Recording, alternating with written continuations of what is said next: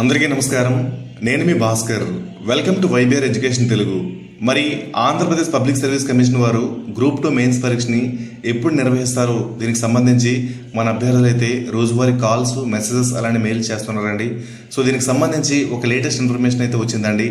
మరి ఈ యొక్క లేటెస్ట్ ఇన్ఫర్మేషన్ డిస్కస్ చేసే ముందు మన ఛానల్ ఇంకా ఎవరైతే సబ్స్క్రైబ్ చేసుకోలేదో సబ్స్క్రైబ్ చేసుకుని మిత్రమా, నాకు మరింత సపోర్టివ్గా ఉంటుంది.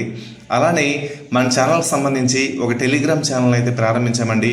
మరి యొక్క టెలిగ్రామ్ ఛానల్లో మనం ఏంటంటే గ్రూప్ 2 మెయిన్ సిలబస్ సంబంధించి ఏవైనా లేటెస్ట్ ఇన్ఫర్మేషన్ వస్తే ఆ లేటెస్ట్ ఇన్ఫర్మేషన్ని మన టెలిగ్రామ్ ఛానల్లో పెట్టడం జరుగుతుందండి. అలానే ప్రెస్ ఇన్ఫర్మేషన్ బ్యూరో వారు ఏదైనా సరే మన గ్రూప్ 2 మెయిన్ సిలబస్ సంబంధించి సమాచారం రాస్తే ఆ సమాచారాన్ని ఒక ప్రశ్న రూపంలో తయారు చేసి దానికి సంబంధించి వివరణాత్మక సమాధానం కూడా ఇవ్వడం జరుగుతుంది మిత్రమా. సో ఇంకా మన టెలిగ్రామ్ ఛానల్లో ఎవరైనా జాయిన్ కాకపోతే జాయిన్ అయ్యే ప్రయత్నం అయితే చేయండి మిత్రమా. సో నేను లింక్ని అయితే డిస్క్రిప్షన్లో ప్రొవైడ్ చేస్తానండి. మరి ఏంటి ఈ యొక్క గ్రూప్ 2 మెయిన్స్కి సంబంధించి లేటెస్ట్ ఇన్ఫర్మేషన్ అనేది తెలుసుకునే ప్రయత్నం చేద్దామండి.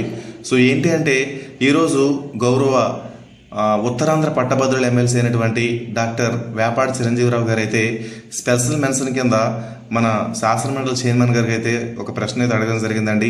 అదేంటో చూద్దామండి. సో చూడండి, అధ్యక్ష, ఆంధ్రప్రదేశ్ ప్రభుత్వం వారిని మీ ద్వారా కోరుకునేది ఏమనగా అని చెప్పి ఏంటి అడిగారంటే ఒకసారి చూద్దామండి. Andhra Pradesh public service commission 10th April 2024 group 2 మెయిన్స్కి 92,250 మంది అర్హుల జాబితాని విడుదల చేయడం జరిగింది.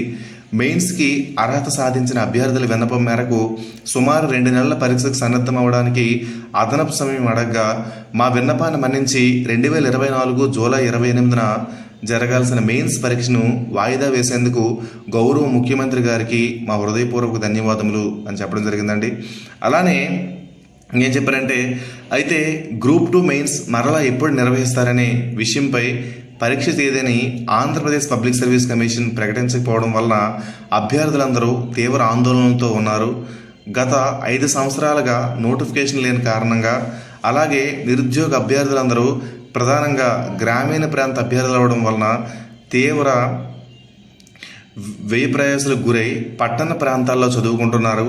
వారిని దృష్టిలో పెట్టుకొని గ్రూప్ 2 మెయిన్స్ పరీక్ష తేదీలపై ఒక నిర్ణయం తీసుకొని ప్రకటించాలని ప్రభుత్వాన్ని సవినీయంగా కోరుకుంటున్నాం. అదేవిధంగా ఎటువంటి అవకతవకత లేకుండా పారదర్శకంగా గ్రూప్ 2 మెయిన్స్ పరీక్షను నిర్వహించవలసిందిగా ప్రభుత్వాన్ని కోరుతున్నాము.